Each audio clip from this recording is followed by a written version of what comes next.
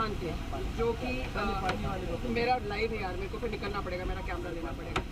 जो bill table किया है उसमें 2 की प्रावधान है। एक तो कि एज तय होनी चाहिए बच्चों को कोचिंग में डालने की, वो उन्होंने ड्राफ्ट बिल में था, इसमें से हटा दिया है। अच्छा, एप्टीट्यूड टेस्ट, हर बच्चा डॉक्टर इंजीनियर नहीं बन सकता है, एप्टीट्यूड टेस्ट उन्होंने ऑप्शनल कर दिया है। तो कहीं ना कहीं आपको लगता है ये जो बिल है ये थोड़ा कमज़ोर है, क्योंकि स्टूडेंट सुसाइड एक बहुत सीरियस मुद्दा है सर। देखिए, मुद्दा बहुत सीरियस है और पूरे राजस्थान के संदर्भ में इसको देखा जाए तो पूरे देश के जो बच्चे हैं राजस्थान के अंदर आते हैं कोचिंग करने के लिए, और कोटा तो हमारा एक हब है। लेकिन लगातार जिस प्रकार से कोटा के अंदर सुसाइड की घटनाएं बढ़ी, उसको लेके पिछली हमारी सरकार ने ही इसके लिए शुरुआत की थी। बड़े स्तर पे कमेटी बनाई गई थी, कमेटी की वहाँ पे दौरा भी हुआ, कमेटी ने वहाँ जाके सुझाव भी लिए, और अब ये सरकार उसके बाद में बिल लेके आई है। और 16 साल के जो बच्चे हैं उनको पहले कोचिंग के अंदर प्रावधान ड्राफ्ट में है, उसके अंदर नहीं था कि वो कोचिंग करेंगे, उन पे रोक रहेगी। लेकिन अब सरकार उसको वापस करके तो फिर वही बच्चों पे एक बटन डालने वाला काम कर रही है। ऐसा लग रहा है जैसे सरकार ने कोचिंग संस्थानों से मिली भगत करके वापस छूट देने की तैयारी कर ली है, जो कि मैं समझता हूँ छोटे बच्चों का, जब आप बालिग से भी छोटे बच्चे हैं, वो बालिग ही नहीं हुए हैं, इतना भारी आप उन पर प्रेशर डाल रहे हो। एक तरफ तो केंद्र सरकार कहती है कि बच्चों की पहली क्लास जो है 6ठी 7वीं साल के अंदर जाके शुरू होगी, और एक तरफ आप कह रहे हो कि वो कोचिंग शुरू कर देगा। तो भारत सरकार और राज्य सरकार का जो दोनों का ही जो इसके अंदर डिफरेंस नज़र आ रहा है, और ये कहीं ना कहीं सरकार जो है मजबूत बिल लेके नहीं आना चाहती। इसका हम विरोध करेंगे, हमारे सुझाव हम देंगे, हम चाहेंगे कि वो उस पर सरकार संज्ञान ले और उन चीज़ों को इसके अंदर जोड़े। मैं जो बिल आया उसको दोबारा प्रवर समिति बिल आया कहाँ है, यही तो समझ में नहीं आ रहा। भाई ये सरकार है या कोई सर्कस चल रहा है? 2 बार बिल जो है प्रवर समिति को जा रहा है, ये तो सरकार का फेल्यूर है, मैनेजमेंट ही नहीं है। संसदीय मंत्री जी अभी यहीं से गए, विधि मंत्रालय क्या कर रहा है, क्या तैयारी करके आप बिलों को लेके आ रहे हो? 2 बार बिलों को वापिस होना सरकार खुद ले जाती। पिछली बार तो चलती चर्चा के बीच में 3-4 सदस्य बोल पाए थे, बीच में इन्होंने कहा साहब हम इसको वापस लेंगे।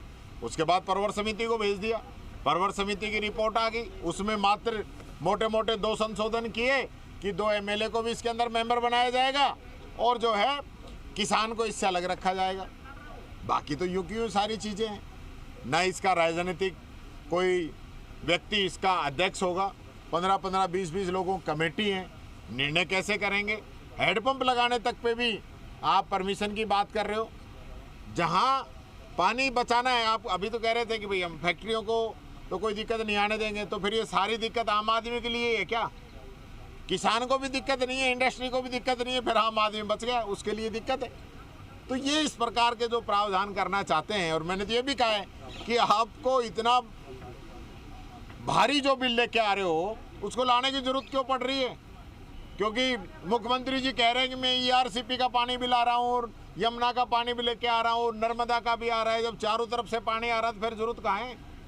तो ये बात मैं कहना चाहूँगा, ये सरकार सिर्फ दिखावा कर रही है, मैनेजमेंट जीरो है, जिसकी वजह से दोबारा आज बिल जो है इनको वापस लेना पड़ा है। मंत्री कुछ सदन में मौजूद थे, वो कह रहे हैं कि बोले नहीं ऐसी कोई गंभीर बात नहीं है, इससे पहले भी प्रवर समिति को भेजा गया था, तो कोई लैकुना ना रहे इसलिए ला। देखिए, सबसे पहली बात यह है कि प्रवर समिति को भेजा जाना ही अपने आप में यह है कि आपने कमियां रखी, आपकी कमी थी, आपने डिस्कशन नहीं किया, लोगों को गुड फेथ में नहीं लिया, चर्चा आपने नहीं की, इस वजह से आपको वापस प्रवर समिति में लेके जाना पड़ा। यहाँ तक भी बात समझ में आती है कुछ केस के अंदर, लेकिन दोबारा प्रवर समिति को भेजना, ये तो सरकार की इससे ज़्यादा और कहाँ तक इनका मैनेजमेंट फेल होगा। यानी विधि मंत्रालय कर क्या रहा है? जब ये बिल बना रहे हैं, कानून बना रहे हैं, और कानूनों को वापस करना पड़ रहा है, ये तो मैं समझता हूँ, मैंने तो ऐसा नहीं देखा। कांग्रेस के सदस्य भी होते हैं, तो क्या उन्होंने अपना ऑब्जेक्शन लिखा था क्या उसमें? देखिए, मेरे को तो इन्होंने मेंबर बनाया नहीं, जबकि ऐसा नियम तो नहीं है, लेकिन परंपरा है कि नेता प्रतिपक्ष को भी प्रवर समिति के अंदर लेते हैं, ताकि विपक्ष के भी अगर कोई सुझाव हैं तो वो आ सके। पर मेरे से तो ये जो है ना खार खाए बैठे, मेरे को तो लेते नहीं कमेटियों में। अगर हम अशोक गहलोत, सचिन पायलट जैसे वरिष्ठ नेता, उनके साथ साथ वसुंधरा राजे लंबे समय से विधानसभा चल रही है, लेकिन कोई क्वेश्चन उनका अभी तक नहीं लगा है। इसको लेकर क्या कहेंगे? हम लगा रहे हैं ना, तो क्या बात है, हम लगा तो रहे हैं, रोजाना क्वेश्चन लग रहे हैं दबा के। वो आ जाएंगे तो ये सरकार और एकदम फेल हो जाएगी, हमारे से ही मुकाबला नहीं कर पा रही। लगा रहे हो, लेकिन मुकेश बाकर ने लगाया था, वो आज आए नहीं। उनके बुखार था, वो सुबह 4 बजे ही कहीं बाहर से आए थे, बुखार होने की वजह से वो आ नहीं पाए।